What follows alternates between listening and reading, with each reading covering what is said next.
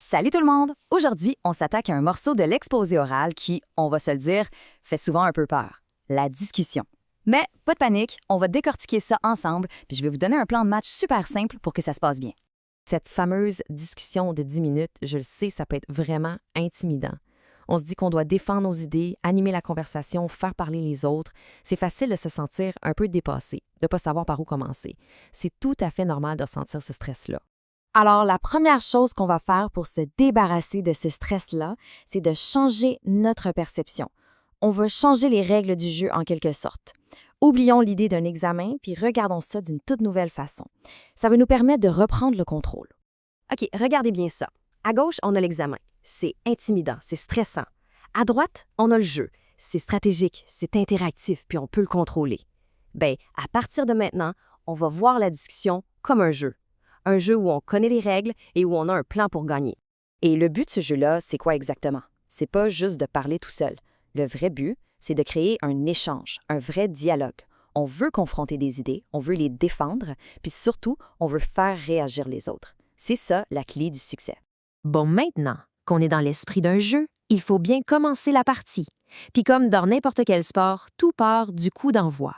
C'est ce premier geste qui va donner le ton pour le reste du match. Et notre coup d'envoi dans la discussion, c'est notre opinion. C'est la toute première chose qu'on doit dire. Une seule phrase super claire qui dit tout de suite de quel côté on se place. Il faut que ce soit limpide dès la première seconde. Vraiment, zéro place au doute. Regardez cet exemple, c'est exactement ça.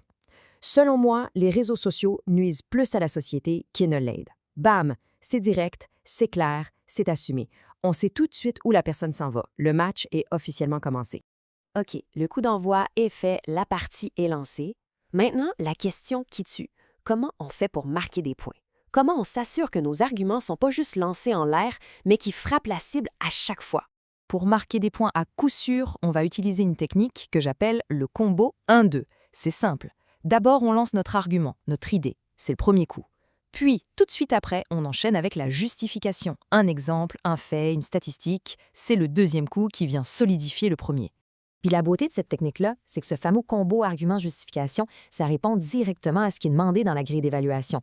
On vous demande de défendre des idées qui sont pertinentes et bien appuyées. Ben avec ce combo-là, c'est exactement ce qu'on fait. Bon, on a marqué notre premier point, c'est super, mais le match est loin d'être fini. Rappelez-vous, le but du jeu, c'est l'interaction. Alors maintenant, il faut garder le ballon en jeu. Il faut relancer l'échange. C'est un point super important. Une discussion, ce n'est surtout pas un monologue. Notre rôle, c'est d'être l'animateur, le maître de jeu. Dès qu'on a marqué notre point, on fait une passe. On ne laisse jamais de silence s'installer.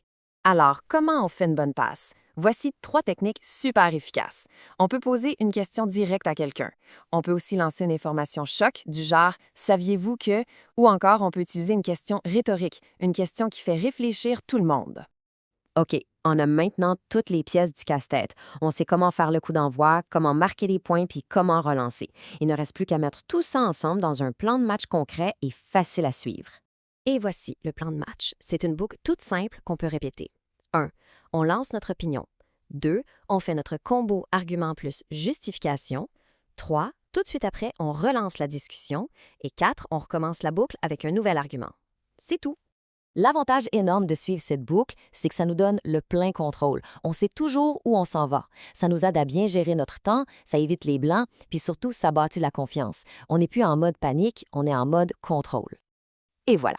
Avec cette stratégie en tête, la discussion, ce n'est plus une montagne à gravir. Ça devient un terrain de jeu. Un jeu dont on connaît les règles et où on peut vraiment s'amuser. Alors, la seule question qui reste, c'est qui est prêt à sauter sur le terrain?